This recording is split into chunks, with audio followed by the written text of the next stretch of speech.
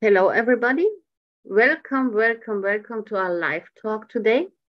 Today, we are talking about people on the spectrum, especially non-diagnosed people on the spectrum who face a lot of adversities in their lives. And welcome, Patricia. Hello. Thank you that you're here. We are still waiting for others to join in who are caught up in traffic and other adversities. Hopefully all our speakers will come today. Patricia, would you like to introduce yourself a bit, please, for all those who don't know you yet? I'm Patricia Hatherly and I live in Brisbane in Australia. I'm the mother of 3 and grandmother to 6. I've been a homeopath for nearly 30 years. I've worked with mothers and babies for close to 50 years. As a childbirth educator, breastfeeding counsellor, doula, and then I was 20 years internationally accredited as a lactation consultant. I'm no longer accredited, but I keep up my continuing education points because I have a big interest in it. So I have actually worked in that very vital time of the primal period, which goes from conception to weaning, which is, in my opinion, well, it's not only my opinion, actually. There is some evidence around to support what I'm saying, that the true roots for people being on the spectrum, occur because of adverse events at that time. And that does include vaccination, of course, but, there is much more to it. It's a very complex situation. So I've written 2 books on milk. Milk is my thing. So, yeah, that's me. Yeah, thank you. Veronika, are you here? Yes, I am here. Good You're morning, here as a cat. everybody. Good morning. I cannot really see you. I see a cat instead. Yes, I see that too. Good morning, everybody. We are working on this. You're working on this. Myself just now. Okay. Yes. So thank you for being here. Thank you for joining our talk. It's very early in the morning for you, I know. Yes. You're turning in from Tobago. And I would like you to introduce yourself for our community here. Yes, good morning. My name is Veronika Danzer-La Fortune. I am living here in Tobago. That's Trinidad and Tobago. That's south of America. And I moved here in 2006. I'm born in Germany, and I have a great passion for horses and nature in the wider spectrum for animals. Okay. And I'm living here now since almost 17 years, and I'm sharing with the community my passion. So that is working with specially abled children and adults. Yeah. And we had created a beautiful park. It's a 3-acre park, which we maintain also with the specially abled children and adults. So there is a big creative garden. There is an art section. There is a big riding arena. We also have a yoga deck. So between a Monday and Saturday, we have schools coming, and also tourists who are visiting the island, which are enjoying art therapy and equine nature therapy. That's our own form of hippotherapy. And this is also how we are sustainable. Thank you, Marianne. Thank you very much. So for now, we have a little problem, meaning that a few of our speakers are late. So I would like to start our live talk with you too. Yes. And ask you about your experience with non-diagnosed people on the spectrum.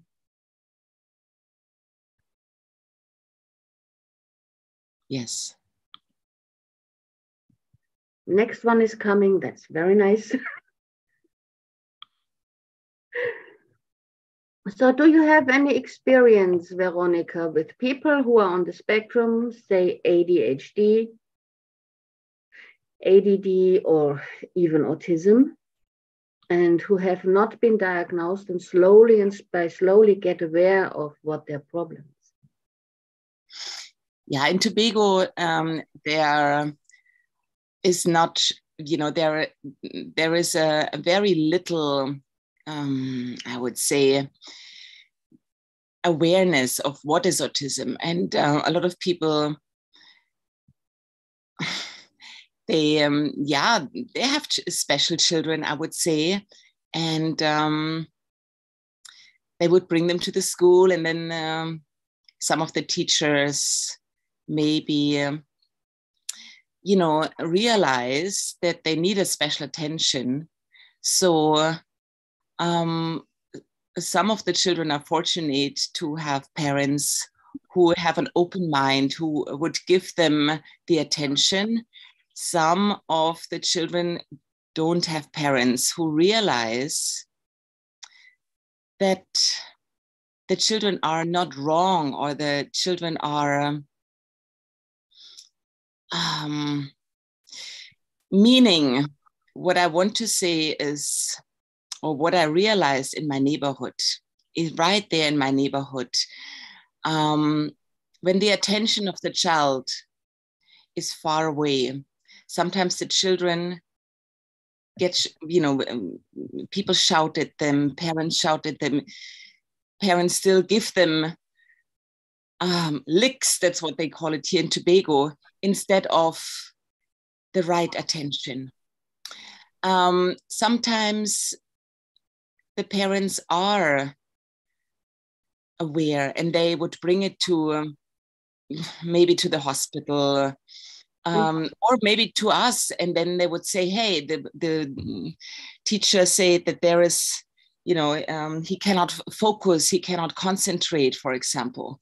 And then we do an assessment here, and then the child gets integrated into our program, meaning there's a one-on-one session, and then we slowly, get to know each other. And then we are able to also recommend that maybe he's going to, to a speech therapist or an occupational therapist, wherever he needs it. Okay. Mm-hmm. Mm-hmm. Hi, Gautam. Hello. Nice Hello, to have you here. Hello, ma'am. How are you? Hello, everybody. Hello, Good morning. May you introduce yourself just a bit for our listeners, and then we go on with talk. Introduce myself. Yeah. Yeah, I'm a homeopath, and I'm also working as a psychotherapist in Mumbai, in India. And I teach organon, and we have been sharing homeopathy and broad spectrum views about everything since last 3 years, thanks to FutureLink. So more or less, if anybody new is joined in as a audience, then I would request them to go through all the whole series of FutureLink, which is available on YouTube, Facebook, and LinkedIn. You will get a variety of treasure from there. Actually, it is a Pandora box, and you may feel that the topics may be just superficial, or you may feel the topics to be very trivial. But when you listen to the discussions from across the speakers, from all the speakers from across the globe, then you will know that actually you opened a Pandora box and not just a FutureLink that is there. Thank you. Priya, nice to have you here. We are a bit late with the start of our talk, but could you please introduce yourself a bit? I'm so happy to be here. Thank you so much for having me, and always, being available for our discussions, Marianne. Hi, hello, Patricia. It's seeing you after a long time. Hello, Veronika. Hello, Dr. Gautam. How are you? Fine, ma'am. So, I am Dr. Priya Subramanian, and I run an online mental wellness clinic, homeopathic clinic called as Vitalia here in Mumbai. And as Dr. Gautam said, I've been a part of several of the panels with here at Future Link with Dr. Marianne, and we've had a lot of interesting discussions. So the mental wellness clinic Vitalia began about this year in April. It'll be 3 years old. And we just began just at the time of the first round of the pandemic. And we did a lot of programs, training, teaching, and during the pandemic time. And of course, there's a clinic as well. And we treat a host of psychiatric illnesses and other non-psychiatric illnesses. And from panic to depression, I would say. And the response has been quite good. And this is the body of the work. So I've also been involved for the last, I guess, almost 10 years with the work of Dr. Mahesh Gandhi. He's an eminent psychiatrist here in Mumbai. And I'm the coordinator for all his online activities, programs, and modules in Mumbai.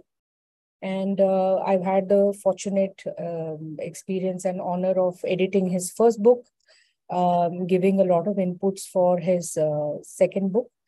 And now I'm editing his fourth book, which will be on the chakras and the correlation with the homeopathic remedies. So the book is almost edited and it will go for publication very soon. And so this is the extent of the work that we're doing.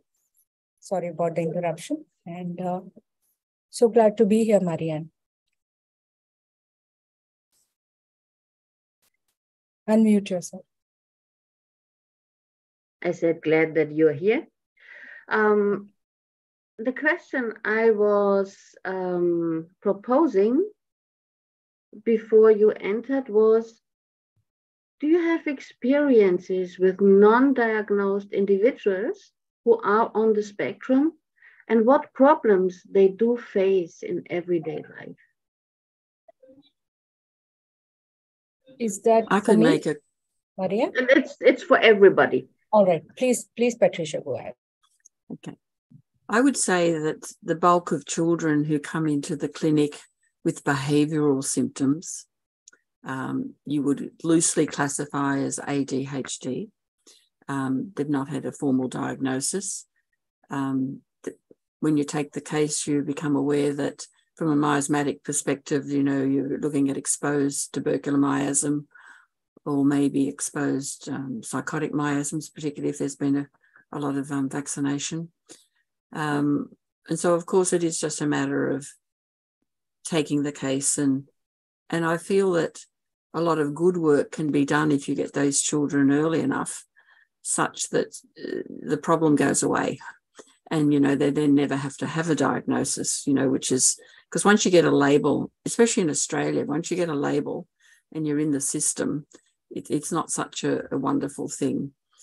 One of the other things I didn't talk about in my introduction is that I'm actually a parent effectiveness training instructor, and I did that accreditation a long time ago. So Dr. Gordon was the original psychologist to develop the models of active listening and problem solving, and I have taught classes over the years. But on a one-to-one with parents, I find a lot of them are very unskilled in the manner of parenting because they don't know how to listen in an empathic way so that they can kind of entrain with the emotion of the child.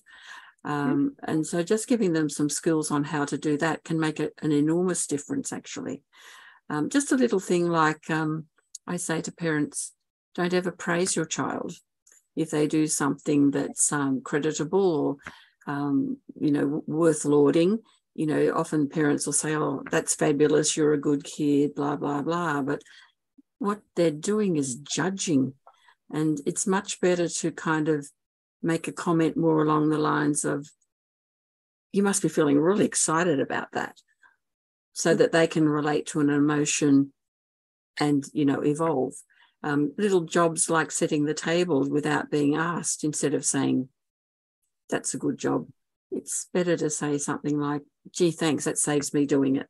Just little comments like that, just to give parents more skills with children who are a little bit unruly, and you're wanting them to kind of fit in to the group and to the family and to the school life, because you're instilling some self-discipline in them, and that's the most desirable thing.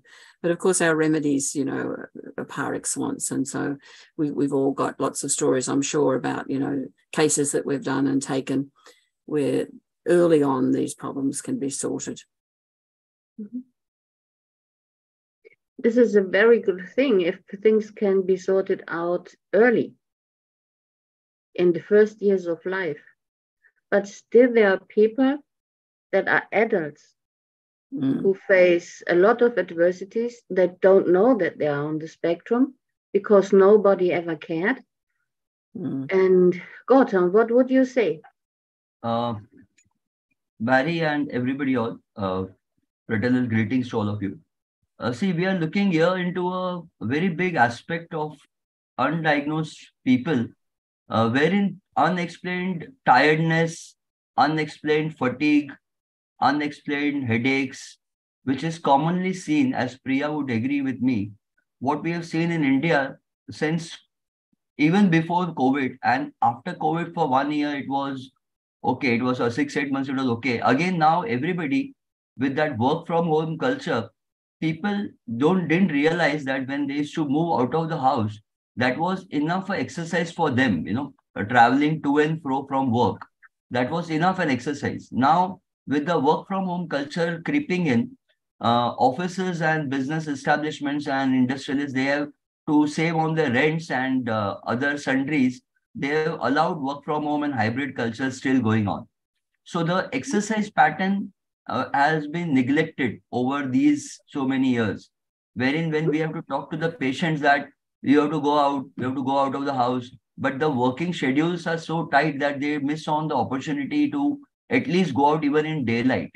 And the globe is now become so small because of the digitalization that office in maybe US or Germany would have a back office in India, in some suburb of Mumbai or somewhere in a corner of any other country, maybe Vietnam or China, where the labor is cheap. So people have stopped exercising. People have been distressed because medical science, or like when we say about allopathy, people as first line of treatment may predominantly go to an allopath. So the allopath is forced for over-investigating this patient who have undiagnosed symptoms. And finally, the diagnosis comes out to be nil because all physiologically, all the organs are functioning well. So then what is told to this patient that this is just in your head. This is not a symptom. It is just in your head. You are just overthinking. You are just taking stress. You take a break. You go out for a holiday. But this is what troubles and distresses the patient more, because herein he has come in with a mask, like we all will agree. It may be an underlying depression or anxiety, which causes these kinds of psychosomatic disorders. And when the patient himself or herself doesn't understand, because this is on their subconscious level. So when the subconscious anxieties and turbulence is expressed in the physical symptoms of headache, I would say headache is the most common, but now even allopaths have agreed to the origin of, say, fibromyalgia or irritable bowel syndrome or chronic muscular fatigue, which they come down to a conclusion whether it is vitamin D deficiency, but predominantly it is always a psychosomatic origin with anxiety and depression in the background. Now, this is where the broad spectrum, what we are talking about spectrum, with undiagnosed or masked symptom, the allopaths may term the patients to be hypochondriacs or hypochondriasis, like what is there mentioned. But it is actually with counseling, like what just Patricia said, we have to ask, or we have to understand what the patient is going through. When did this symptom start? You have to go back in the steps of counseling, even the Kharkov's module of counseling. You have to feel, you have to empathize with the patient, and then you have to Gautam, is come your down to a screen common frozen? field from where we can work towards the betterment of that person. Definitely.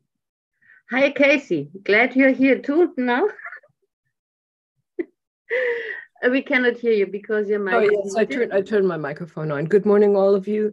I'm delighted to be here. I'm sorry, I was in the middle of a discussion on a new book that my husband and I are writing, and I missed the time. I'm afraid that my sense of timing, and that has to do with my brain, is not what it would ideally be. In any event, thank you very much for all of you being here. I'm sorry that I'm late, and I hope that I can take an active part in the discussion. Yes, ma'am. Definitely you will. This is my impression too, that most of the adults that face the problem of being in the spectrum will be wrongly diagnosed with depression or anxiety syndromes. And this is a sad thing because they never get the right therapy. Yes. Or the understanding they're so eager longing for. Priya, what would you say to that? I was just going to offer a very interesting anecdote from the clinic. About a couple of years ago, maybe 4 or 5 years ago, we had facilitated the diagnosis of a boy who was initially termed to be very hyperactive, very restless.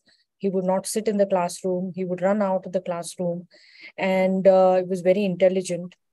So the first diagnosis that they were working with was a kind of ADHD.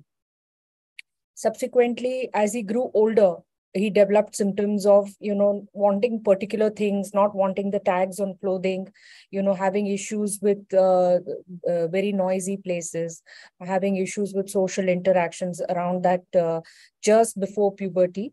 And the working diagnosis changed to sensory processing disorder, because they said that he's not able to process the information that is arriving at his brain, and it's taking him some time. So that issue is there. 2 years later, when again the diagnosis was done, this time, he was almost that prepubescent, let's say around 12 years old. And, by which time all of the sensory processing disorder, ADHD, all of them had come under the big umbrella of autism spectrum disorder.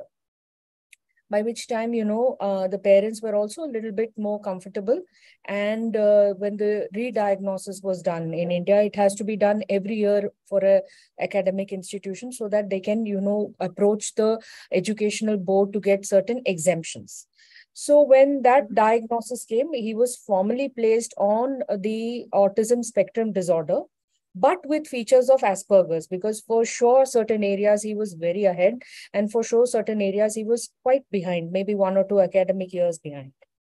And as far as language was concerned, he could not, do the other language, which is compulsory. And he was struggling a lot with doing the other language, which is compulsory for most of the boards. So it was a thing to, big series of conversations we had with the parent to try and get them to accept all the exemptions that are available, that it would be a good thing. So then one of the things that the counselor had suggested, and by which time, I had also suggested, was that they tell the family members, the immediate family members, that this is the diagnosis, and that we would need your help as a social, in a social context, because if there are family events or gatherings, then we would need certain things. So one of the things that when I was, having a child, I also personally also have my elder one who is on the autism spectrum. So for me, it is a special area of interest, and there is a lot I feel that I can learn from various parents, and there's a lot that I can give various parents. So when we spoke, and then I said that, no, it would be good for the future if you share your diagnosis with your family members so they know what to expect. Then you can arrive at solutions easily. This is not something that you can do in isolation as a nuclear family, because of course, segueing into the other part of the conversation, that previously there used to be a lot of joint families in India. You used to have various children also that you could compare and see where one was behind, what issues were. There were also older grandparents in the house whom, could provide that kind of input, that extra thing or whatever it is, step in when it is needed, provide a breather for the overwhelmed mother. That kind of thing is not there right now. It's decreasing. So when we did that, the very interesting thing that came out was that this child's uncle was also in the 80s, probably dyslexic, was not, was doing academically very poorly. He used to bang his head on the wall because he could not understand. And he was often dealt with very bad corporeal punishment. He was dealt with a lot of hitting, and because they just couldn't get him to sit in one place. And he would throw his books, he would throw the food, he would tear the uniform and come. He was running all over the place. He would found it very difficult to understand, sit in class. So then when, the conversations happened, which was facilitated by this family sharing the report with the extended family, was when they actually got a formal diagnosis for the uncle as well, who turned out to be high functioning on the autism spectrum with features of dyslexia. And then in retrospect, the whole family understood why this boy, the uncle, took so long to, why his B's and D's were always mixed up, why he took a long time to learn language, why he had to appear for exams 3 times. And you cannot imagine how much the mother, that is the grandmother of this boy, the mother of that uncle, was so sad that if only she had known, and if only conversations had happened, if only resources were there, if only a teacher or a friend or a family member had picked up and said that, it's all well and good to say that this boy is always running, and that this boy is always tearing his uniform, and that this boy is always not focusing in class, but could there be an underlying reason that's not allowing him to sit? That's preventing him from, actually he's reading, but he's not even able to rote learn.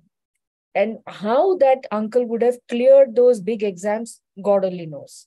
He's doing very well. But this is the point that I'm trying to make, is that oftentimes diagnosis of one individual in a family, if the reports are shared, if the conversations begin, and I always tell them to normalize these conversations, how you would talk about somebody's hypertension or blood pressure, or it's the same thing, or diabetes or asthma. Talk about dyslexia, talk about autism, don't go on the label, don't have the taboo, don't think that what will family members share. Oftentimes it can bring closure to, something that has happened in the past. Oftentimes it can pave a way for the future, and it can facilitate diagnosis. Somebody might learn something from having a conversation with the parent of a newly diagnosed child, and pick up something and say that, oh, I have a nephew or a niece or someone, and it can help them. So diagnosis might happen in isolation, but discussion of those things often benefits many, many people. So this is what I hope I answered your question. Definitely. The thing with the taboo is a big, big theme, especially in Germany. Would you like to say something to that, Kacy? I definitely would. I've gone through the same process myself because I didn't find out that my brain is constructed in this ADHD form until quite late, actually until about 5 years ago, and I'm 71 now. And what happens, and it's part of the process, one, there's an immense sense of regret, how it could have been differently if I had understood. There's also been, though, so much of the sort of the click of, oh, now I understand why they reacted to me. Now I understand why I reacted in that way. Now I understand why there was an automatic change within my life. And it's allowed a lot of closure and a lot of, I can't say forgiveness, but true understanding implies that then you understand why other people reacted the way they did. ADHD and being on the spectrum is primarily genetic in base, which is not to say it cannot, the effects of it cannot be caused by other things. But because it's genetic, suddenly I understand why alcoholism existed in my family. I understand why my uncle, as your example, acted the way he did. And I see the connections now. And it has allowed me, in a personal sense, to look at these people with much more a sense of love and of the wish. I wish we could have known. The advantage we have today, of course, because this has to do with supporting change in our world, is that we can now start talking about these topics. As Marianne said, here in Germany, there's a huge stigma about ADHD. And when I say that, I'm talking about spectrum, because ADHD very rarely comes by itself. It's very often combined with other effects. And what you were saying about the person cutting the tags off of their clothes or only being willing to put on certain kinds of materials, this is a very typical effect that often comes with ADHD, that we're very conscious. When we go shopping, we touch things. It's once again, though, it's only a sign that our brain just works differently. We are not sick. We are not broken. We have brains that work differently. And the combination of ADHD and moving toward the autism spectrum, I don't, evidently, Asperger is still a term that is used in India. Here, it sort of disappeared. They talk about high functioning autism then. But the fact is, it's often combined with ADHD, and many other things are. The fact that depression is one of the most often misdiagnoses for ADHD is because nothing has worked in their lives. And these people have come up against challenges they have not been able to deal well with, as you were talking about the uncle who had been beaten so badly. Of course you get depressed if you can't deal with your work situation, your relationships. Depression is a normal reaction. Now, yes, there are people who, because of certain organs in the brain that are overstimulated, and this, of course, can be worked with in a multidimensional sense with medication, with homeopathy, with nutrition, with exercise, with looking at the way we speak with ourselves and way we deal with our social thing. But there are people who will tend to always say no at the beginning because the way their brain works. But once you begin to understand the functioning of the brain, there are so many things you can do with that. One of the shifts, though, the most important shifts is the attitudinal, that we have to start realizing that many of these symptoms, when people are very sensitive about noise, they can't work in a crowded room, they can't work in a classroom. We're often talking about children now, but my personal focus is with adults because there is a lot of work being done with children. The schools are becoming more sensitive. So my focus is more on adults finding out through their children that the reason that they've moved every year and a half, they have a different job and they somehow manage to keep going because we do tend to be very intelligent, but nothing has come together for them. It's the old, you have so much potential, but you don't seem to be doing anything with it. That's very, very typical. So I'm delighted that we're getting into this discussion. Medication has not been mentioned, unfortunately, since I came on. Medication can be a huge support. And in combination with nutrition, with the concepts of physical exercise, which of course has been touched on here, people don't move these days. And through movement, the transfer of dopamine and other chemicals in the brain is supported. So yes, people who are affected, who are on the spectrum, they need to move their bodies. They need to, on a daily basis, just to get their pulse up, they need to be eating well, avoiding certain things that will trigger them once again. And they need to have a lot of support in how they speak with themselves and how they deal with their world. It is possible. Also, we work with people who are what you would say Asperger, who are high functioning autists. They also can come to realize that they themselves can do a lot to make their lives better. And part of it is the social aspect. Their families have to be involved, that there's an understanding that they do not purposefully, I am not purposefully late today. My brain didn't notice once again, because one of my main issues, and Marianne knows that, she laughs about it, is that I have no sense of time. For me, time is a river and I'm in the middle of it and there's a current. Now, if I'm working with people here in Germany where it's crucial to be on time, it means that I can easily be criticized for doing it on purpose, that I'm not being respectful. It has nothing to do with it. It has to do with my brain. And I need someone to send me a text and say, "Where are you?" And I suddenly go, "Oh my goodness," because I didn't notice it. And the most stupid question in the world is, why did you forget? There is no why. But the brain does these things to us. And we have to understand, where do we have our weaknesses, where we're going to have problems with our social world, with our work world, with everything that we're doing, with studying, and to learn to start working with them and to help the people around us, our social situation, to be supportive and to understand that all of these conditions come with gifts. And this is, for me, this is the most important thing. We have a lot of things that we have to learn to balance out. But this condition means that we have the potential to think differently, to make unusual connections. Look at the amazing work that someone who is autistic can do if it's a topic that interests them and if it's the way their brain works. I mean, the same thing is true for people with ADHD primarily, where we have an unusual, different way of being creative. If you put them in the right situation and give them the kind of work environment where they are not constantly being bombarded by other things where they have a sensory overload, they can do things that are truly amazing. So we need support, we need understanding, and we need self-understanding, and we need forgiveness for ourselves and for others in our past. Thank you for having brought that up with the uncle.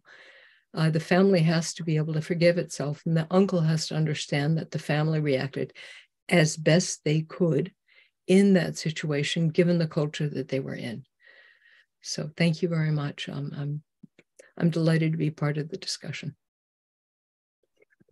Kacy, what I would like you to focus on today and maybe learn a bit today is that our homeopathic colleagues really have medication and solutions to help a lot, to help beyond what we can expect. And maybe, Patricia, you want to take over, because I know that you can make a lot of impact, especially with babies and little children. Yes, well, thanks for that opportunity. It is a complex issue, and there are transgenerational tendencies from an epigenetic point of view, that's for sure. I've been working for 50 years with mothers and babies, and in that time seen an enormous amount of change. And it's not necessarily good change around reproduction. So now we have a lot more technology around reproduction. And Vitaucus produced a paper a few years ago, 2017. He was part of a big team, and they were looking at how you could be the best human being that you possibly could. And he and his other researchers linked it back to birth and conception, really. And his summation was that the very best human is one who is conceived when the parents are in a totally erotic embrace. And what's meant by that is that there's a big oxytocin milieu at the point of conception. And oxytocin, I think, as a hormone, has a big role to play here. I think that when babies, and now I think it's like 1 in 36 in Australia, conceived in a petri dish instead of in a bed, that's not such a good start. The cesarean rate, elective cesarean rate now is really 3 times what it was back when I was having babies. We're now using artificial oxytocin in the labour room. Women are a large part of the workforce, and so not able to breastfeed their babies for very long. And of course, the formula manufacturers have done a good job in leading people to believe that formula is just as good as, mother's milk. But of course, all these things play a part in depriving the baby of an opportunity to have oxytocin receptors primed. And it's in this primal period from conception to weaning that this happens. And if there's no exposure to oxytocin or large amounts of oxytocin, the babies miss out. There's a very eminent researcher called Michel Odont, who's a doctor. He ran a birth centre in France called Pithiviers, where women from all around the world back in the 60s and 70s would go to birth with midwives to have, a very meaningful expression of birth. He's now in England, and he has an organisation called Primal Health Research, and I would recommend that you, if you're interested in this, look at it. He's been collecting research going back nearly 50 years, and he's written several books on the importance of oxytocin. And I think this is something we cannot overlook. The other thing that's part of this is that it will shock you probably to learn that anthropologists tell us that primates lactate for 6 times the gestation rate. So humans are supposed to be at the breast till they're 4.5. I mean, we have a placenta that spends 9 months growing a baby, and then the baby's birthed then because it wouldn't fit if it was allowed to get any bigger. But then, of course, has to go to the breast in order to be finished off. And that's a very dynamic process. And of course, every time the mother lets down, the baby gets lots of oxytocin. And we do know from research that the longer a mother breastfeeds, if there's been trauma around the birth or there's been, technological conception, that can be amended just by the breastfeeding because of the oxytocin. So, this start to life is very important. And I have found over the years that using remedies like lac maternum and lac humanum can go back and repair a lot of this damage that gets done, and the bowel nosodes as well. And it's because I work a lot with children and babies, and that, I have a lot of experience in this area, more than working with adults who are on the spectrum, it's fair to say. So it's lovely to hear everybody else's perspective. But this start to life is crucial. And then, of course, we vaccinate. And if the I believe, actually, this is a little bit controversial, but I mean, Hahnemann only named 3 miasms, and of course, we've gone on to have discussions about there are a lot more miasms linked to various diseases. And I think that's a fair discussion, but we only have 3 metabolic pathways. We have homeostasis, we have anabolism, and we have catabolism. And, oxytocin is the hormone that governs homeostasis. Psychosis, I believe, governs anabolism, and I believe syphilis is linked to catabolism, but that's a discussion for another day. But coming back to what Hahnemann talks about in the Organon in aphorism 80 and 81, Sora is the engenderer of all dis-ease. If Sora is not set in the ascendant, the ability to maintain homeostasis or resilience is lost, it's minimized. And of course, the baby gets exposed to having a good, strong soric, set button if the birth experience goes really well and the connection with the mother goes really well. It's making it a bit simplistic, I know, but I'm very passionate about this, and it's something that I have observed over many, many, many years. And if there is resilience and the baby, has that good start to life, they'll cope with their vaccines a lot better than the one who isn't resilient. And I think this is part of the factor. It's not just because a baby was vaccinated, they're going to be on the spectrum. I think a lot more is to do with the foundation of, why this baby isn't coping. So some of this is a bit much to chew on. I realize that, but this is where my perspective comes from. So it's just a little bit of the rich tapestry of the discussion today. But I think it's an important one because the start to life is crucial. The start to life definitely is crucial. Kacy, you wanted to say something or ask something? Yes, thank you very much. Patricia, I realize I'm coming at this with not knowing things. I'm having to ask, you've stressed the crucial role that oxytocin plays in all of this. as a lay person, I have to ask, is this something that comes through the mother milk, or is it something that's produced through the connection of the baby while they are nursing? Are we talking about something that is stimulated within the baby or coming to the baby from the outside? Okay, yeah. Oxytocin is a hormone that comes from the hypothalamus. Mm-hmm. So we have two lobes in the gland there, pituitary gland. You have prolactin is made in the front part and oxytocin in the back part.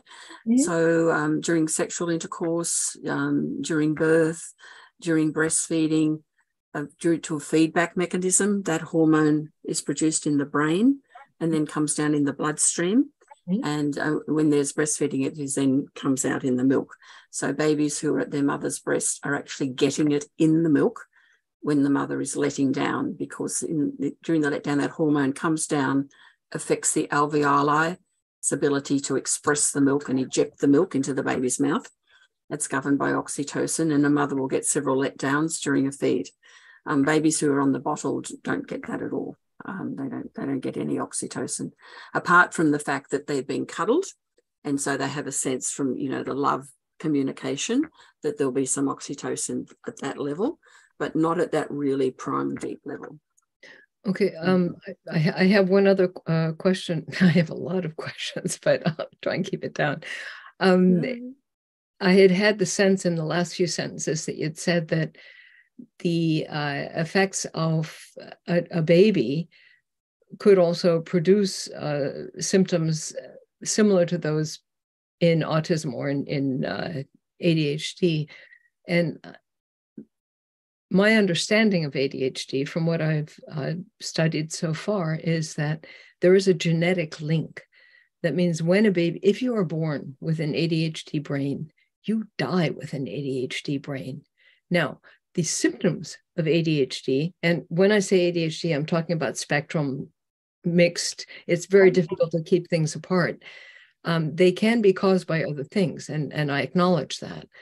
But if these different forms of brains, well, because I see it as it's simply a variation of the human life.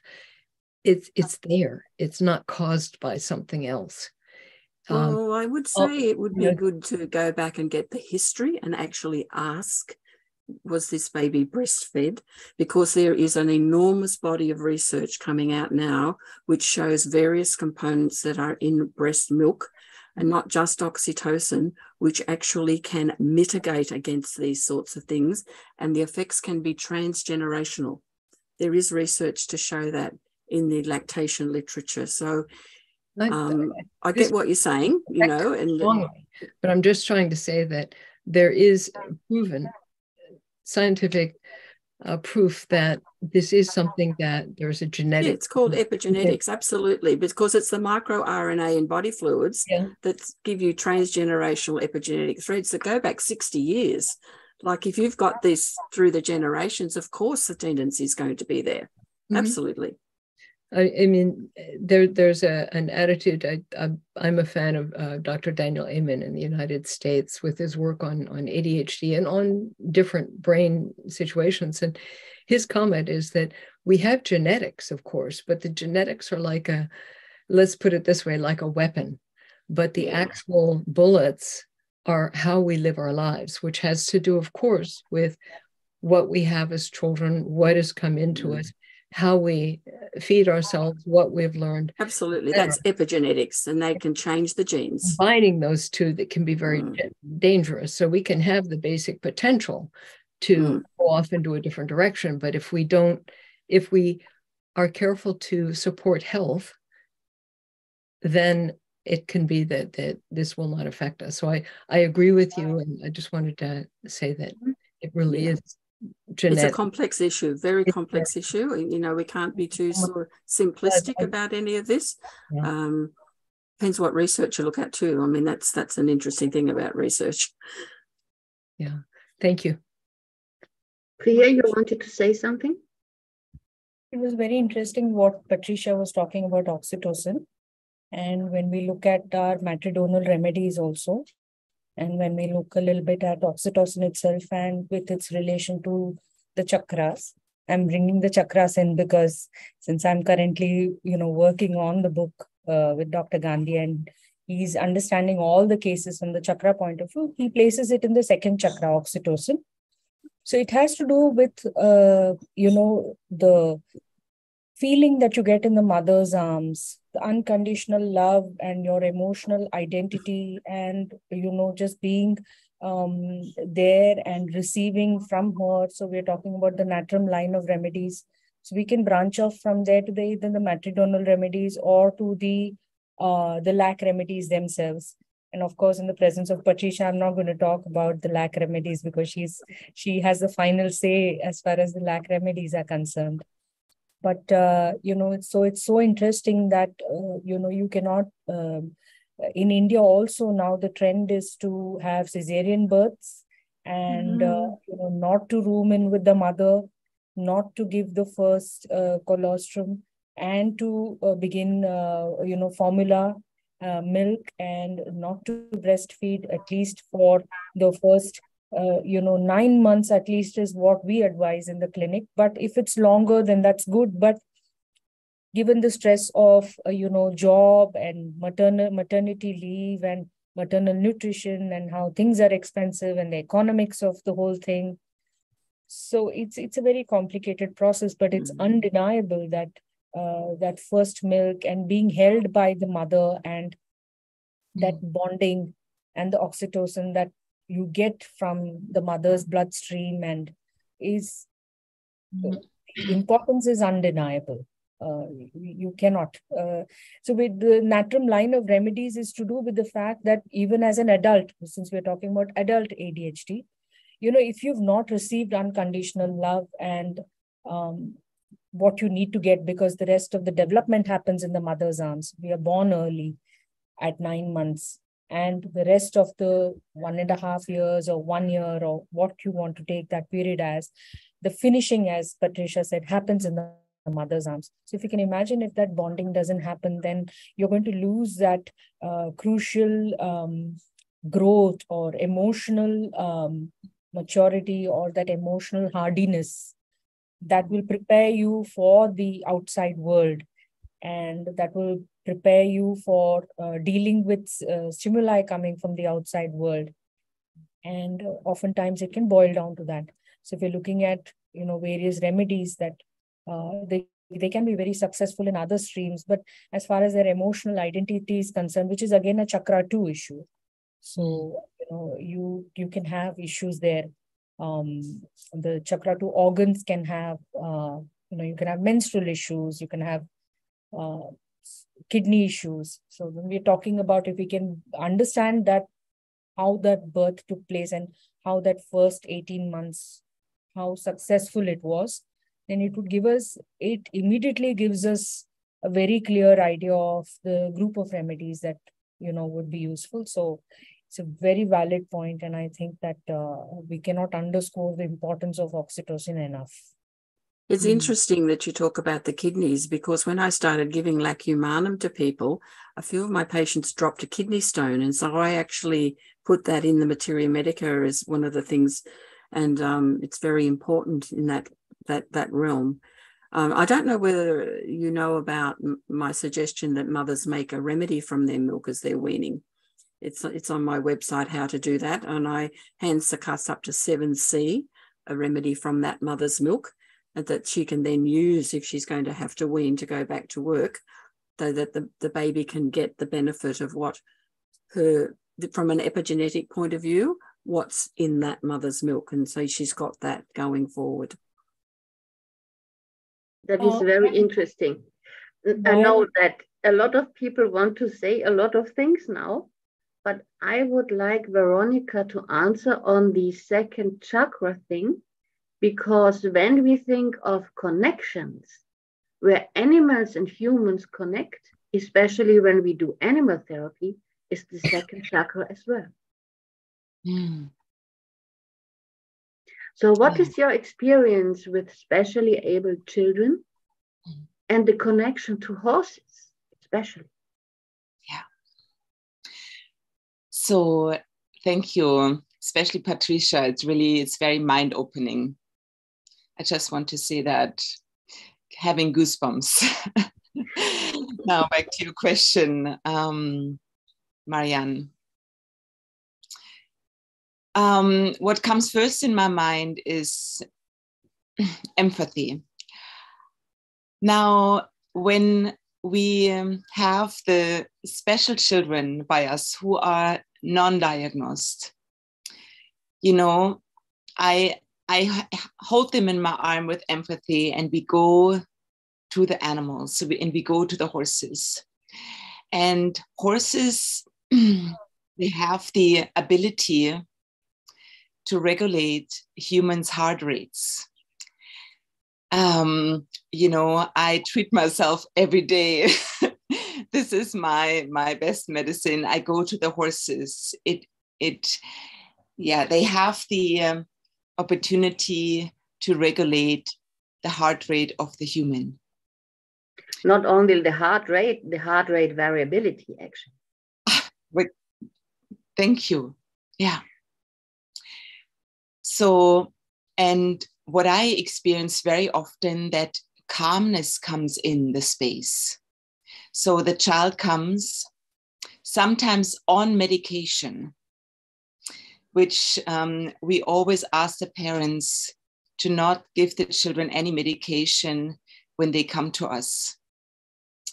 And okay, let's say there is a child who is coming without medication and is on the spectrum, and we are going up to the park, and literally we're walking up to the park to the animals, and he's screaming, and maybe I pick him up and I hold him and I bring him into the meadow where the horses are, and instantly it happens that children just are going into a state of calmness and looking into the looking at the animals, and from that point, then we go and let the horse smell our hand, and yes, the second chakra. Many things I cannot describe in words, okay?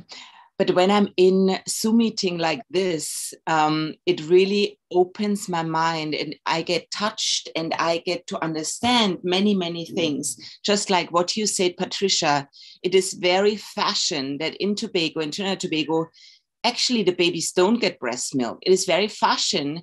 Hey, the baby grows up by the grandparents. The baby comes out of the hospital because here children make children, and the child, the 14, 15-year-old mother has to work or goes back to school. So the child does never receive breast milk.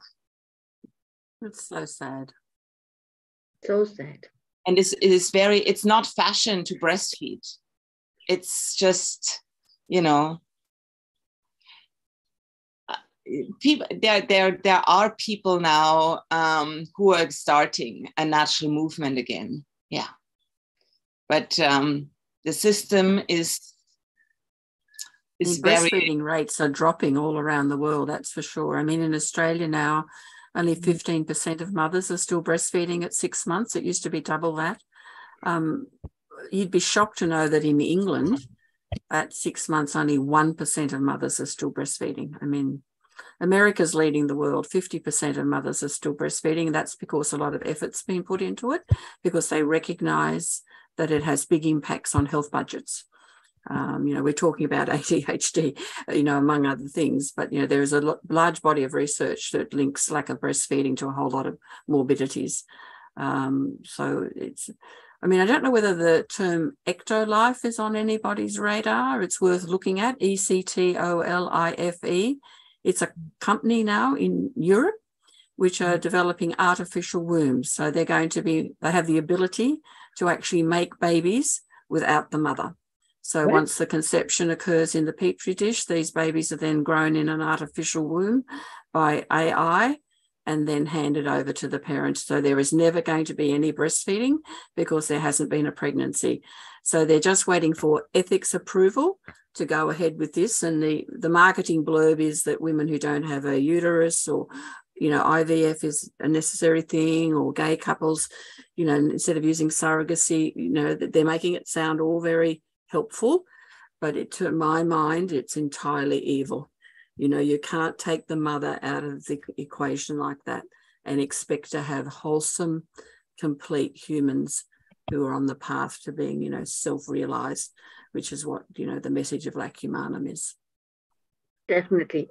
Gautam said that he has a case of oxytocin in a male client. Gautam, please tell us. Yeah, the topic of oxytocin going on, and like my learned friends over here, see what happens is that children since last, I would say, 2 decades, parents have been more forefront in India where to get them diagnosed. So with regards to ADHD, Asperger's, or whatever spectrum of the diseases or the conditions or the state related to the mind in children is, I would say, still better diagnosed with regards to helping the educated, again inverted commas, educated, so-called educated parents to help the children, and also like what Dr. Priya mentioned, to gain benefits in India. We have these boards wherein the child can escape the more detailed education and opt for various boards wherein they can benefit and score marks and come back into mainstream education. So I still believe, and what I follow is, when I deal with clients or patients, I'm talking about this spectrum, what we are mentioning today, with regards to more of adults. So now herein, when I come to this case, this was a senior 70-year-old gentleman, and he was a bachelor, and he had come with a early dental pathological history with regards to more severe dental caries, loss of teeth. And then we were thinking about various drugs like Conayam, wherein we call it as a bachelor's remedy. Or then we were thinking about the fluoric element of, say, because of the dental history. And we thought that as regards to when we say that a man not getting married, so he has fear of responsibilities. So then we were talking about the fluoric element, the changeability, the variability, the varieties, the spice of life. Herein we were looking at a person or a man who was having many relationships with regards to the sexual life. So we were thinking about calcarea floor, we were thinking about Conayam, we were thinking about Kali, because he was having an aversion to public, but he still wanted company, an introverted person. So all these drugs were being looked into. Then when we took the patient on, like what Veronika said, empathy, and then we started counseling with the patient, the counseling sessions led to the history that he always felt that he lacked his mother's love, because in his history, we came to know that he was himself an orphan, abandoned in his childhood, and he was brought up in a foster home, and then he was adopted by a couple, and then later on, when he reached his teenage, because of his practices of sexual masturbation and overindulgence, the couple again abandoned him back to the foster home, and again a senior couple took him under his wings. So the history, without going into details, because we will know what I'm talking about, it led to the history of he himself said that I have never experienced the mother's love as in a cuddle. So what my friends mentioned, the cuddle therapy, or the mother's love, or the feeling of being forsaken, that is where we thought that why don't we try with a sarcode oxytocin. So we first, and the patient presented with, mind you, the symptom was cough, a very bad cough, which was not improving by any medicine. He had gone to a lot of lung specialists, and this was during COVID times.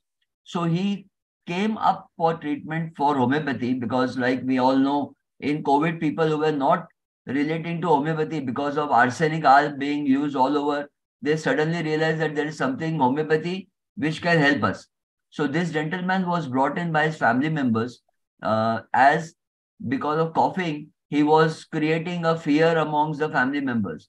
Nobody realized till COVID that he was coughing.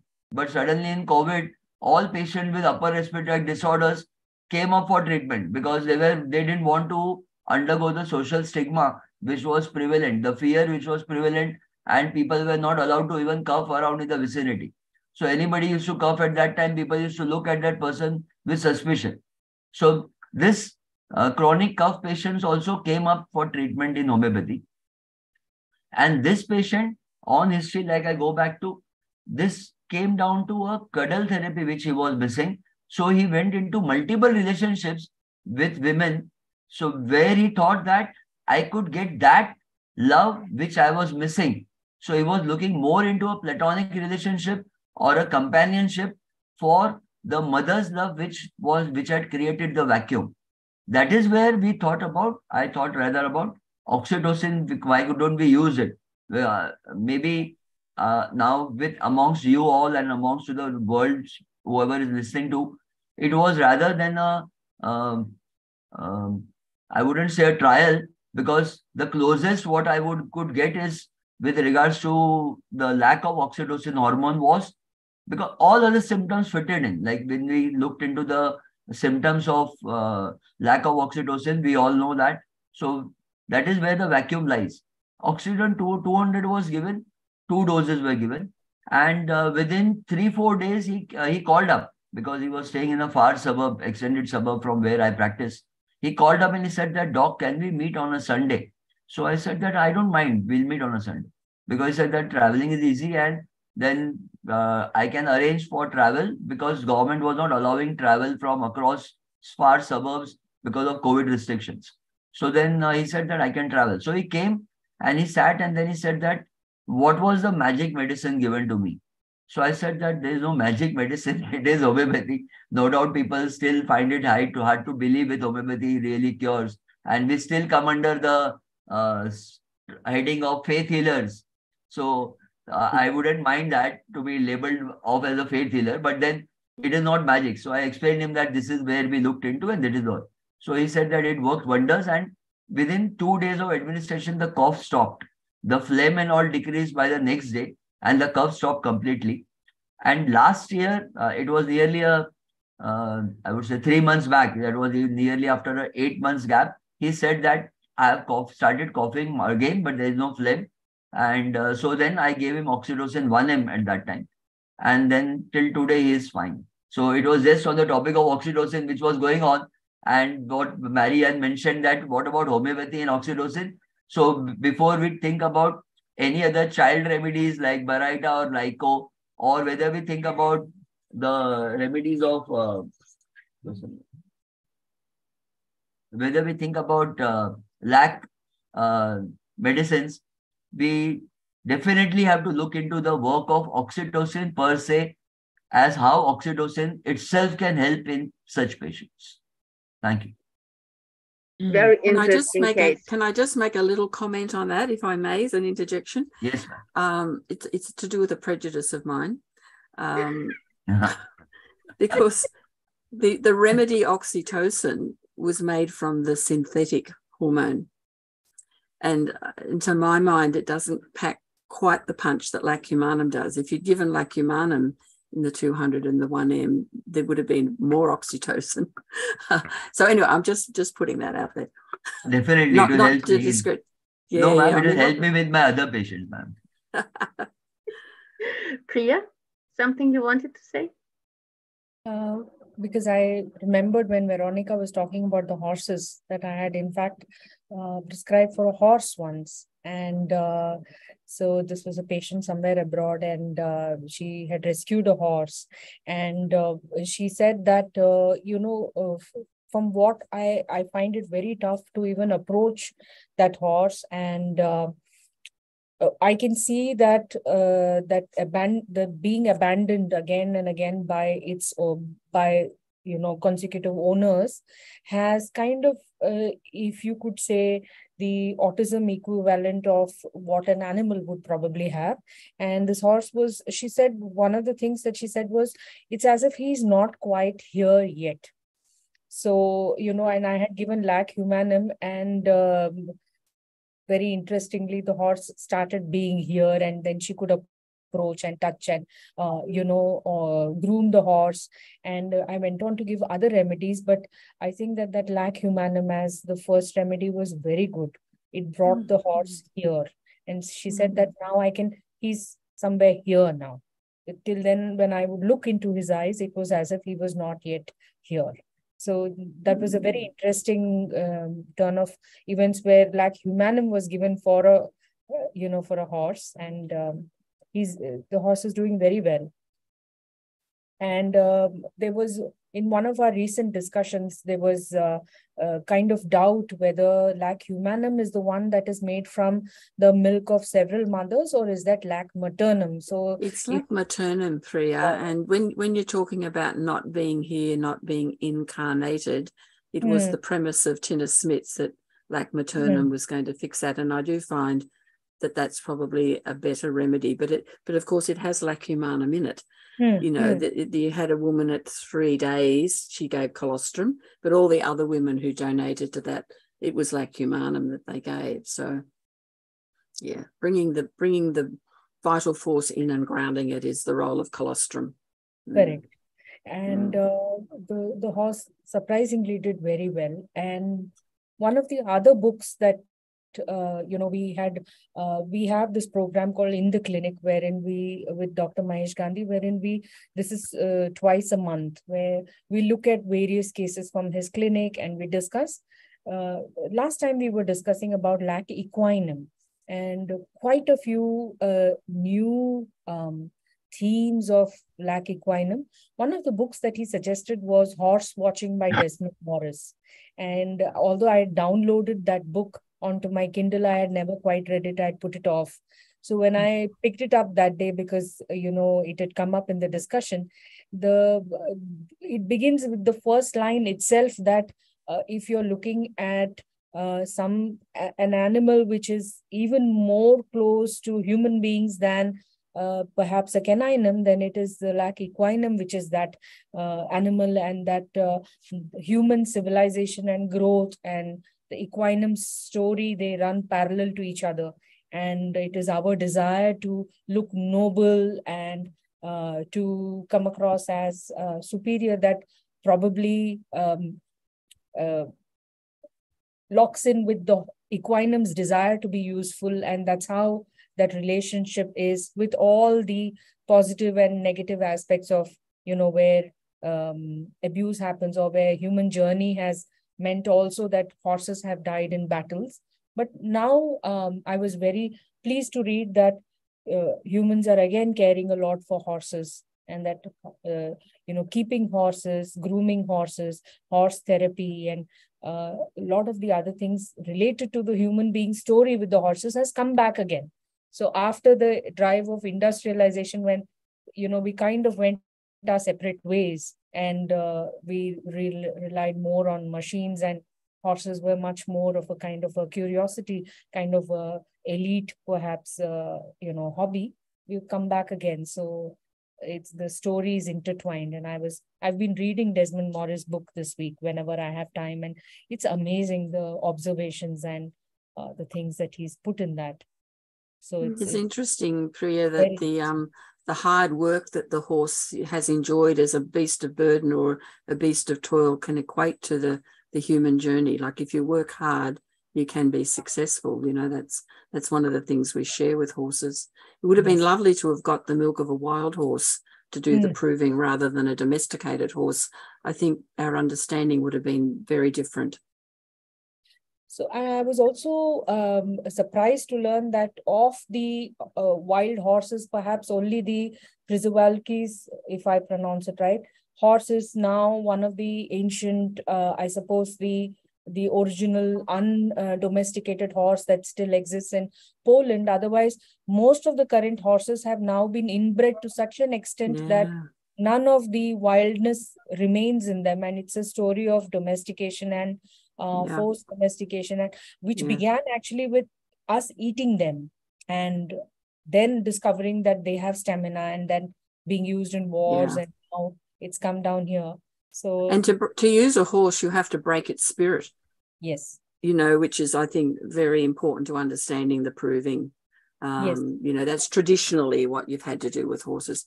The wild horses in Australia are still very wild, the Brumbies.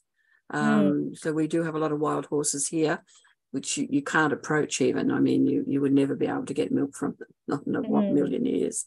And if you link that with the adult ADHD and this desire to work, then I would say that lack equinum comes up as a very big remedy for adults who are ADHD, who are not able to work, because either because they're depressed, or if they could just gather themselves enough to be able to work. And because being able to work and provide for the family, and that constant anxiety for the future, and that restlessness and that drive to do things to be useful is such a strong theme in the equinum, in the understanding. We had a very long, detailed discussion with Dr. Gandhi about his understanding of lack equinum is amazing. So, you know, and I would agree with that. And understanding from the chakra point of view as well. So, everybody wants to say something now. So I'm going to... Let's first talk Kacy and then Veronika. Okay, actually, I will give it to Veronika because she is the expert on horses. And yes, I do have something, but Veronika, why don't you go first? Yeah, I would like to share a very simple story, you know.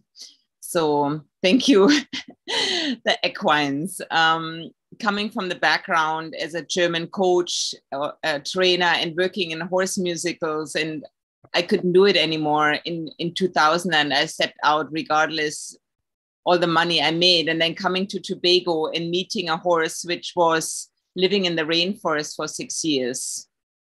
And I'm sure that horse went through a lot of abuse before.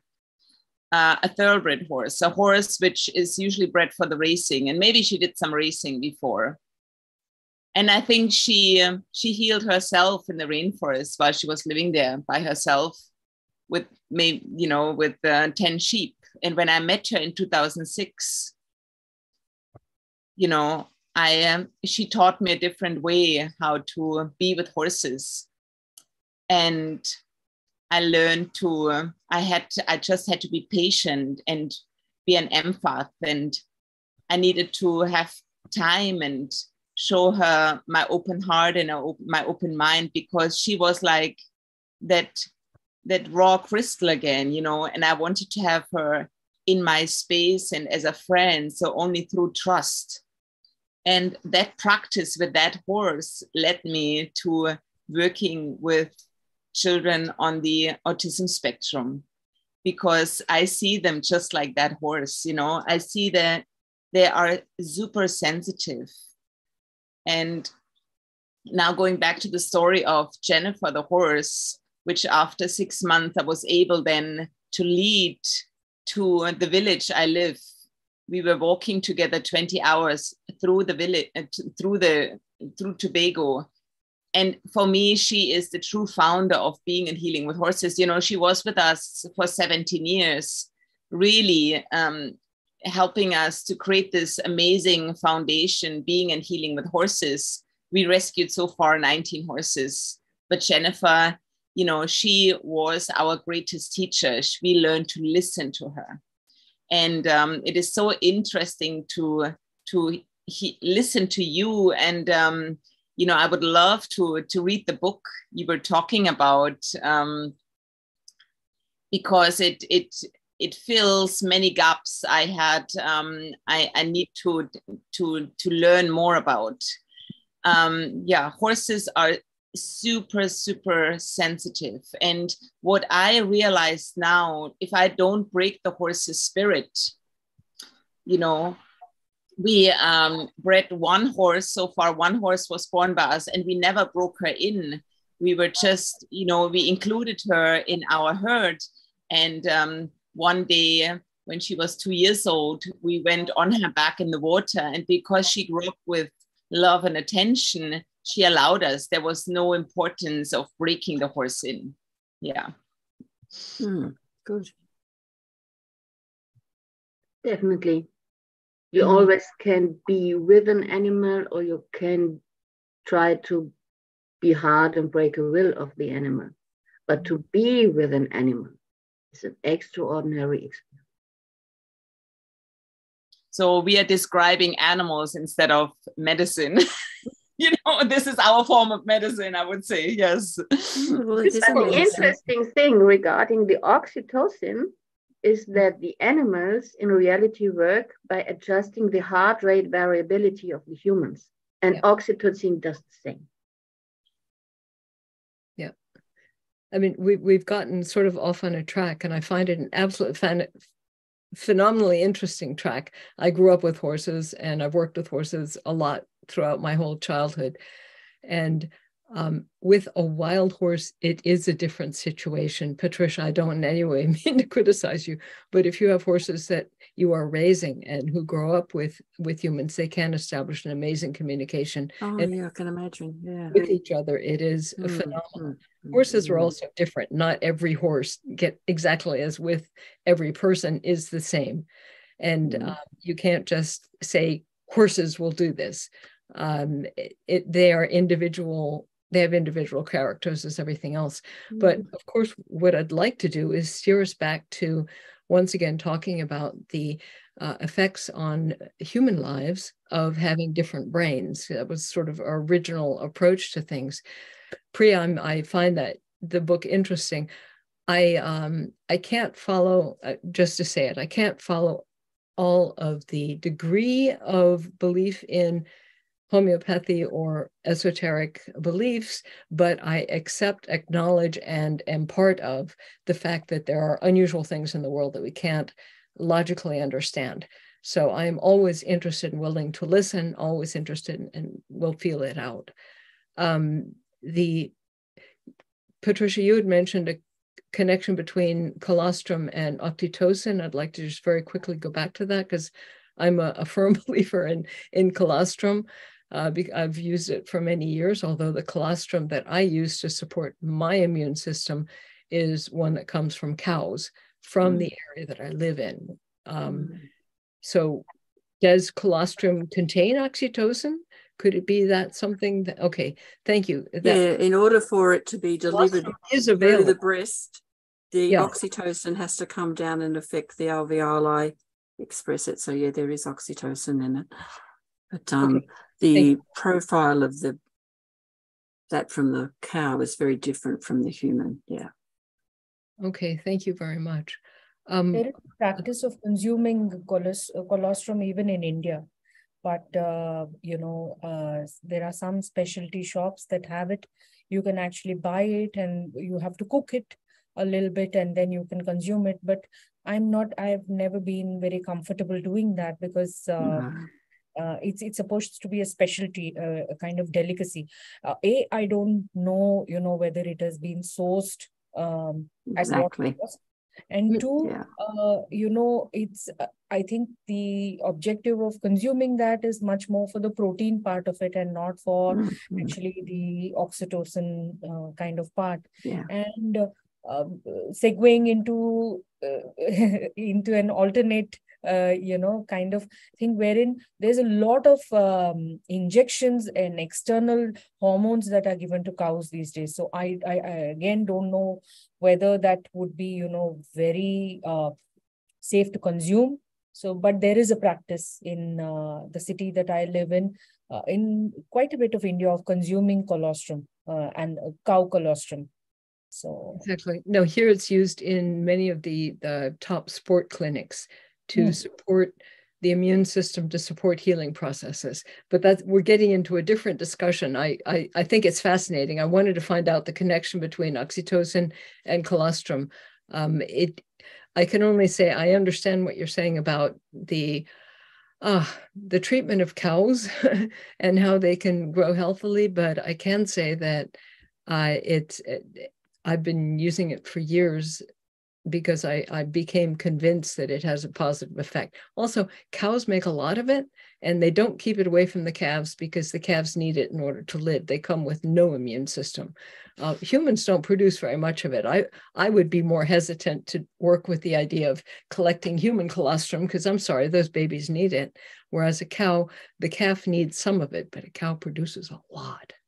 Okay. How many days is it available? A different topic. I don't want to go down because I find the original topic of talking about the human condition with a brain that works differently. We're talking about spectrum. I don't, whether we're talking more autism or more ADHD or more whatever.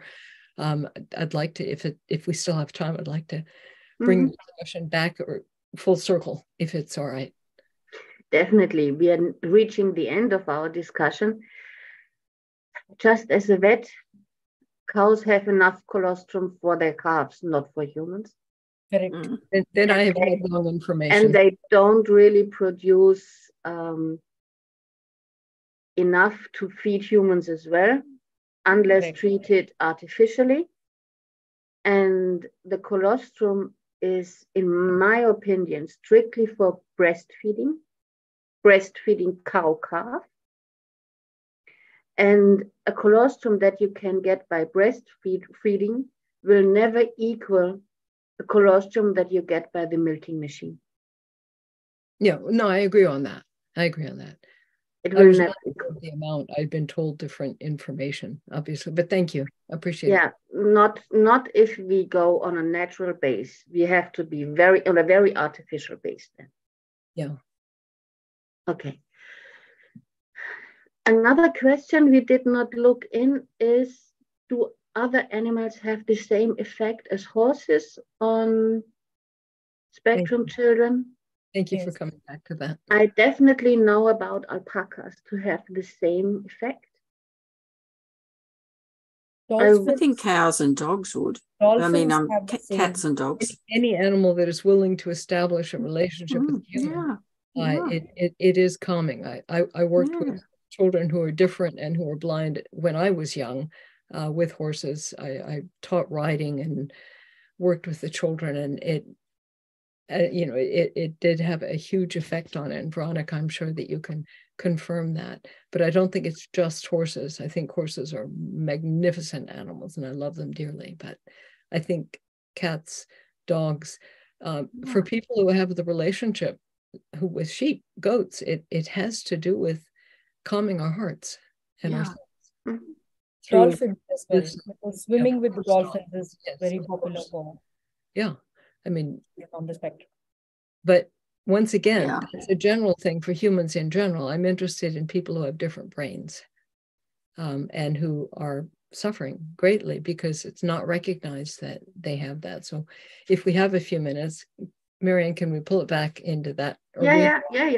I just wanted to emphasize that whether you are small or adult, when you make the experience of getting into coherence the first time, you will never forget. Yeah. This getting into coherence, adjusting the heart rate variability to another being, be it horse, dolphin, or whatever. This experience is life-changing. Absolutely. And Marianne, I can remember once being in a room full of people and a man up the front was linked up to a monitor, ECG, and it was projected up on the screen. There would have been about 200 people in the room, and the moderator asked us all to send him love, which we did, and you saw immediately his heart rate went into a perfect sine wave just because of the emotion that was projected onto him. Yeah. We have much more power than we acknowledge. Who we are. We are, of course, larger than our bodies.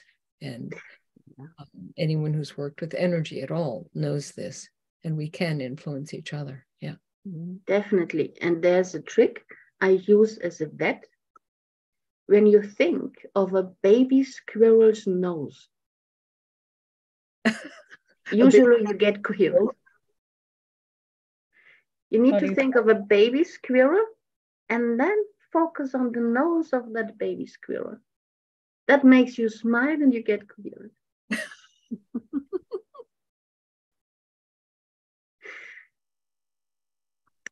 So, may I ask everybody on the ending comment for our session today, which was really very, very interesting.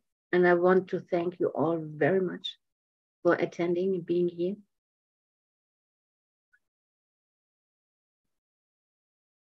Who wants to start? Priya has a question anyway. Gautam? We can't hear you because you're muted.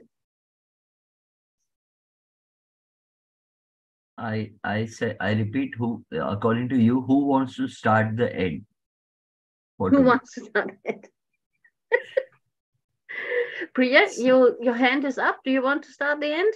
No, I think my hand was up from before, but I would like to continue and say that I've put the name of the book there, Horse Watching by Desmond Morris. It's available on Kindle, and it's a quite an interesting book, and it gives insight into human nature as well and why we bond with horses. And a lot of the materia medica of lac equinum makes a lot of sense when you look at it. Why they're particular about cleanliness and fear of insects, which we had never understood till now. And the OCD, the tics, the fastidiousness, the anxiety, the fear for the future, and all the other themes. So I think it's a very underexplored remedy for ADHD or, even autism in adults. So there is a strong desire to be useful, and they're very frustrated that they cannot be more useful or more hardworking. So I would say that is circling back to our topic as Kacy wanted. It's a very good remedy for adult ADHD autism. And all the lac remedies are, I suppose, along with the matridonal remedies and also the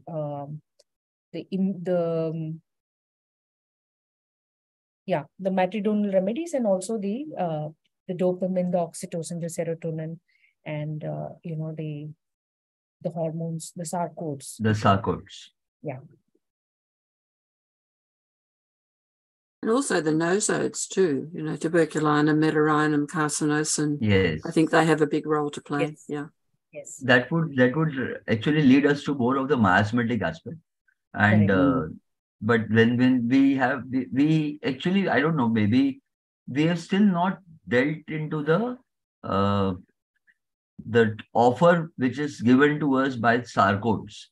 Sarcodes are still not very frequently used, and actually they can be of very good use to us. See, all the laxer sarcodes under 12C, they're sarcodes. Yeah.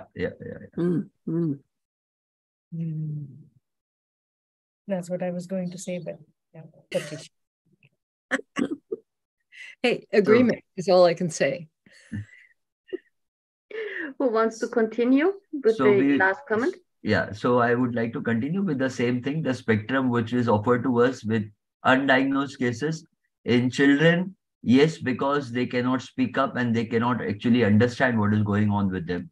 They have nothing to compare to. They cannot compare with their peer group. So they may not know what is normal and what is deviated and what is not normal for this per se. As we grow up, we have our own concepts about what is normal and what is not, what we observe around us. And then we may be termed as HSP, that is highly sensitive persons, or we may term ourselves to be introvert, or our family may term us to be introverts. But then definitely as an adult, this spectrums of ADHD, Asperger's has been neglected, because as adults themselves may have their own reservations to go and get themselves analyzed. As children being brought up by educated parents, it is still easy, it is still viable, and it is still in vogue or in fashion for the parents to take the children to get them analyzed, because they feel that either they are incapacitated to handle the children, or because they are aware of these diseases which are common. I'll not say that's a wrong word, diseases, but these deviations or these challenges which are commonly diagnosed and easily diagnosed in children, rather than adults. So a very nice topic that we have looked into. And thank you all. Kacy, you can go next. Sorry, I'm about to explode. Okay, thank you, Gautam. That's very true. We have to focus on adults because adults are the one raising the children. I've noticed a very large, how can I say, an affinity between, in particular, of course, young women who become kindergarten teachers, or they become special education teachers, or they become those who are social workers. There's just a huge thing because, of course, as we grow up and we don't feel like we fit in, we tend to go to professions that will maybe explain to us why we don't fit in. And these are the people that we need to be listening to and be making aware of what's going on in them, because they've chosen this because they are different. And they then, if they understand this, realize that they serve as magnets for those children who are different. If you have kindergartens or young children in school, if you have a special education teacher where those who are too active during the class or never are paying attention or are hyperkinetic or whatever, they go to the special education teacher and they feel like they've been seen. Why? Because the teacher themselves is different. But if they're not aware of what's happening, they miss whole dimensions of it. Yes, children need support, absolutely. But for that to happen, we need to support more, how can I say, an awareness that it's not only okay to be different in your brain, it's something that's a given, and it's part of the natural human thing. The current figures are that 5 to 7% of all humanity in every culture of the world, every culture, has a brain that's somehow different, is on the spectrum. ADHD is often the base core of it.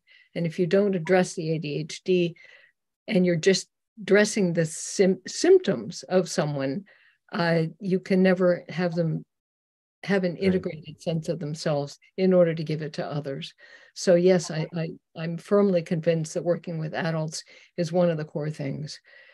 We have to get more information out in a positive sense that people are not broken or sick. And that if you choose to work on a physical level, whether you're working with homeopathy or with traditional medication, as someone who takes medication, I can only say it brings my brain to a level that I can work with other things, that I can develop systems for myself. Plus the 3 dimensions of health, however you choose to deal with it, which is nutrition, nutritional additives, looking at the hormones, et cetera, et cetera. Also, the psychological aspects of how we deal with ourselves, whether we cut ourselves down, what our self-attitudes are, understanding, and the social. It's a combined, it's a multidimensional approach, and this has to be done in order to have people who will change our society. I'm a firm proponent of coaching. So there's medication, however you do it, whether it's homeopathy or not, there is, for those people, as the uncle who was beaten so badly and who had such a terrible childhood, you do have to have therapy for people who can go back and at least come to accept the wounds that they've had and to understand what happened with the people who were giving those wounds. There has to be a lot of forgiveness for yourself and for others. Therapy has a role. But in order to move forward, I'm a firm proponent of coaching, which is much more dealing with where are you now? Where do you want to go? What do we need to look at? What information do you need? And where do you want to take it in the future? So that's sort of my position at this point. And I hope that we will have many more discussions on different aspects, including horses, or at least the healing power of animals and the healing power of each other. Patricia, as you said, we are all connected. It truly is the idea of namaste.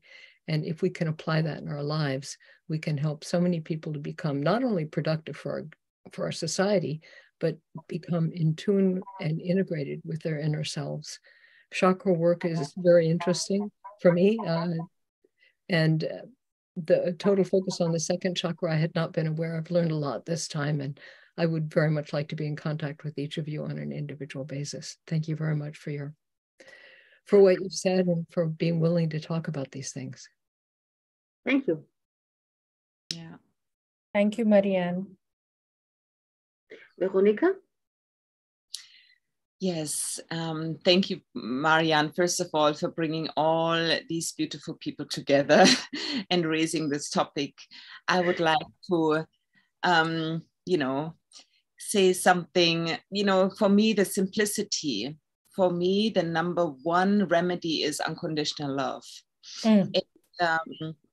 The unconditional love and, sharing empathy. So working with animals, and this is our medicine. What we give and share is because they share unconditional love. Definitely. Yeah. Thank you. Okay. Patricia? I don't know how many of you studied Latin at school, but when you study Latin, the first verb you learn to conjugate is the verb to love, and it's amare, A-M-A-R-E. So it's amo, amasa, mata, mamasa, mata, samant. And I called my clinic a Mamasis Natural Therapy Centre because a Mamasis in Pidgin Latin means we have love for one another, but spelled backwards it's susu mama, which of course is Pidgin English for breastfeeding mother. But if you break that word in half into am and are, it's I am, you are. That's unconditional love. And that's the message of Lac Humanum. It's about that coherence that Marianne's been talking about on that one-to-one level. And my final comment I'm going to share with you is one that comes from the Dalai Lama. He was in Australia, he's come here a lot, but about 40 odd years ago he was here, and he was on a panel on our national broadcaster on television, and they were discussing philosophical issues. And towards the end of the night, the moderator asked him, she said, "Your Holiness, what do you think is most wrong with the world?"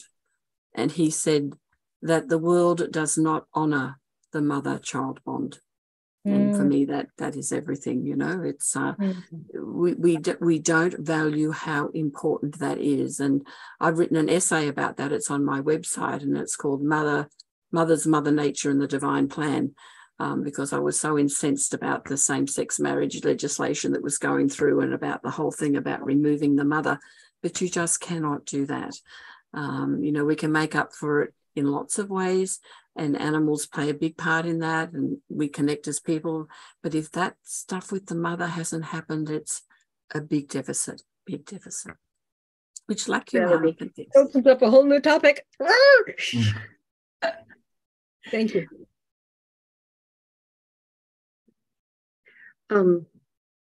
Just a moment. I'm still in the live talk, please. Nein, ich bin im Live Talk.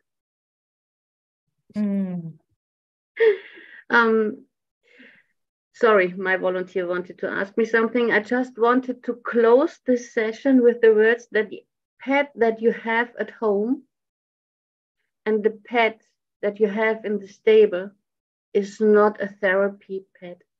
Yes, thank you. Therapy animals have to have their own education, they have to have their own trainers, and they have to be treated differently. And please don't misuse your private pet as a therapy pet. Thank you. Thank you, Marianne. Thank you, Gautam. This is what I wanted to say. It's all based back on respect for life. And there are some animals that you can't say that they choose it, but who have an affinity for it and who have been trained, and they have to be protected also. But just recognizing the honor of that spark of life in all life being, I think, is probably the core of what we're doing, whether you have a different brain or not, whether you have 4 legs or 2 or whatever.